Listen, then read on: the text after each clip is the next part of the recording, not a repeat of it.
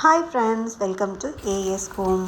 நம்ம வீட்டு செடியில் காய்ச்ச பாவக்காயை வச்சு இன்றைக்கி எப்படி ஒரு டிஃப்ரெண்ட்டாக பாவக்காய் கிரேவி செய்யலான்னு பார்க்கலாம் வாங்க.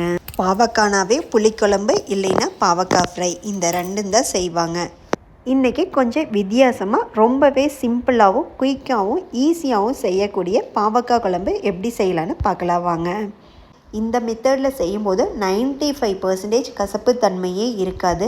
குழந்தைகளுக்கு இதே கிரேவியில் ஒரு ஸ்பூன் நெய் விட்டு பிசைஞ்சு கொடுத்தீங்கன்னா கண்டிப்பாக இது என்ன குழம்புனே அவங்களால கண்டுபிடிக்க முடியாது. அந்தளவுக்கு டேஸ்ட் ரொம்பவே நல்லாயிருக்கும்.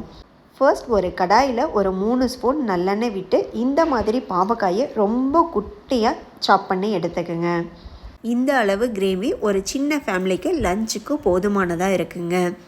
பாவக்காய் இந்த அளவு எடுத்தாவே போதுமானதாக இருக்கும். இதுக்கு மேலே போட வேண்டாம். எண்ணெய் நல்லா காஞ்சதையும் இந்த மாதிரி நல்லா ஃப்ரை பண்ணி எடுத்துக்கோங்க.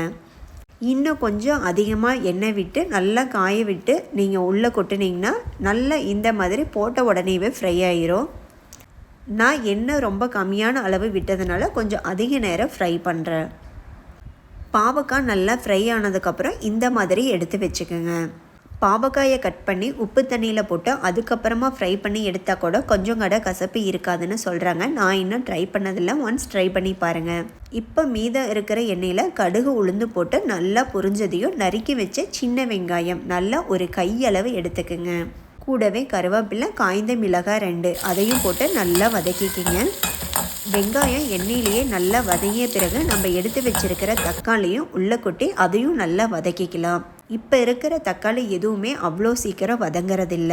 நம்ம அதுக்காக அரைச்சி போட்டாலும் கிரேவியோடைய டேஸ்ட் கண்டிப்பாக சேஞ்ச் ஆகுது.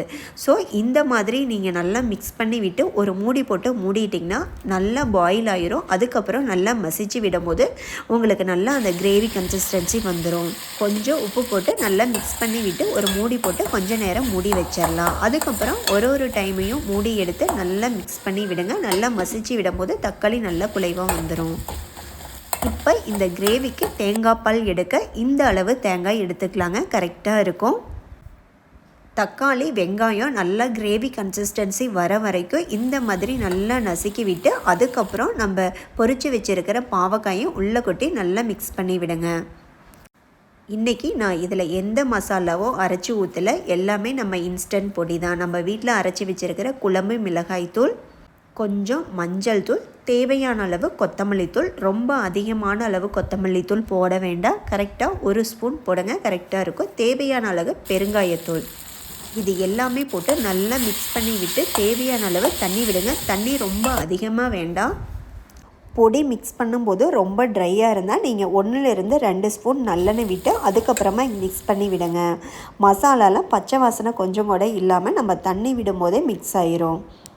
இது நல்லா மிக்ஸ் ஆகி பாவக்காய் கிரேவியோட நல்லா வேகட்டும். அதுக்குள்ளே நம்ம கிரேவிக்கு தேவையான தேங்காய் பால் அரைச்சி எடுத்துக்கலாங்க.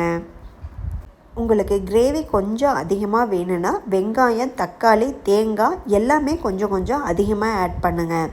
தேங்காயை இந்த மாதிரி அரைச்செடுத்து கையிலையே ஃபில்ட்ரு பண்ணும்போது கொஞ்சம் தேங்காயோட கலந்து உங்களுக்கு ஃபில்ட்ரு ஆகும்.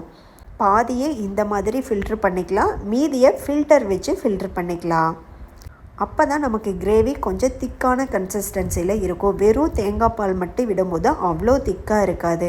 ஒரு மூடி தேங்காயில் நான் பாதியை இந்த மாதிரி ஃபில்டர் பண்ணிவிட்டு ரிமைனிங்கை ஃபில்டர் வச்சு நார்மலாக நம்ம டீ வடிப்பல்ல அந்த ஃபில்டர், அப்படி இல்லைன்னா ஜூஸ் ஃபில்டர், இந்த மாதிரி ஏதாவது ஒரு ஃபில்டர் வச்சு ஃபில்டர் பண்ணி அதுக்கப்புறமா அந்த பாலையும் உள்ளே மிக்ஸ் பண்ணிக்கலாம்.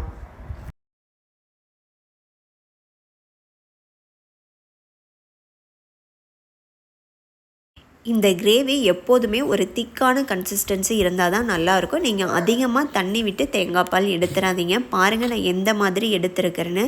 ஒரு மூடி தேங்காய்க்கு இவ்வளோ தான் தேங்காய் பால் கிடச்சிருக்கு. இந்த மாதிரி திக்காக எடுங்க, அப்போ தான் கிரேவி ரொம்ப நல்லாயிருக்கும். இப்போ கிரேவிக்கு தேவையான உப்பு அதையும் ஆட் பண்ணி நல்லா மிக்ஸ் பண்ணி விட்டுக்கலாங்க. இப்போ ஒரு 2 ஸ்பூன் நாட்டு சர்க்கரை, அதுக்கு மேலே போட வேண்டாங்க. அது ரொம்பவே டேஸ்ட் நல்லாயிருக்கும். உங்களுக்கு ஸ்வீட் உள்ளே மிக்ஸ் பண்ண மாதிரியே தெரியாது. தேங்காய் பால் ப்ளஸ் 2 ஸ்பூன் நாட்டு சர்க்கரையோட ஸ்பைசஸ் எல்லாமே ஆட் பண்ணும்போது இதோட டேஸ்ட் ரொம்பவே டிஃப்ரெண்ட்டாகவும் ரொம்பவே சூப்பராகவும் உங்களுக்கு டிஃபனை விட சாதத்துக்கு ரொம்பவே நல்லாயிருக்கு.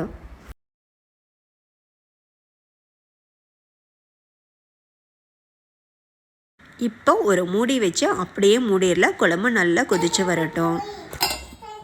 குழம்பு நல்லா கொதி வந்த உடனே தேவையான அளவு கொத்தமல்லி கொஞ்சம் அதிகமாகவே எடுத்து நல்லா மிக்ஸ் பண்ணி விட்டு திரும்பவும் மூடி வச்சுருங்க. அந்த ஃப்ளேவரும் நல்லா உள்ளே போகட்டும். இந்த கிரேவிக்கு புளிக்குழம்புக்கு விடுற மாதிரி நல்லெண்ணெய் ரொம்ப அதிகமாக விட தேவையில்லை.